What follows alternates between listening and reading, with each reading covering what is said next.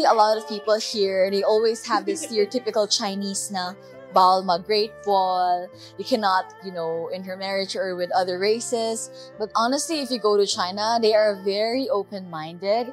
They're really friendly and they're very nice. Ma-break natin yung stereotype about China is to travel to China.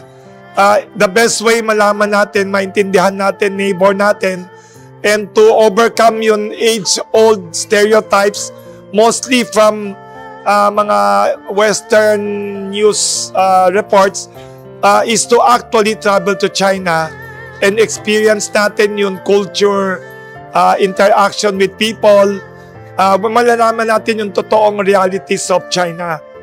I've been to China, so nakita ko na 40 years after they opened China, grabe yung progress. So, sa mga tao na naniniwala sa stereotyping kung ano yung mga Chinese, I think the best for you is to travel.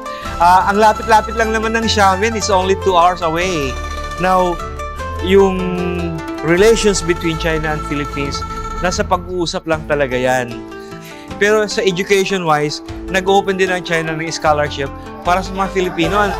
I've been there, nakita ko sa Fujian Normal University, maraming mga Filipinos na mga scholars. And even sa Beijing, sa mga top universities sa China, maraming Filipinos because they are opening up not only for Filipinos though, so iba-iba pang lahi. Let's just be friendly. Kasi tamang sabi ni Ambassador, we are neighbors eh. Di ba kung may, kung may sakit ka, halimbawa, ang kamag-anak mo nasa malayo, pero may kapitbahay ka, yung kapitbahay mo naman ang tutulong sa'yo eh. Understanding China, wala namang masyadong pinagkaiba ang kultura natin, except siguro na talagang masyadong nilang nire-respeto yung kanilang mga unang nakagawian na hanggang ngayon, nakikita pa rin natin kahit na gaano tayo ka-moderno. Ang Pinoy kasi moderno na, nakakalimutan na rin yung literally yung barot saya.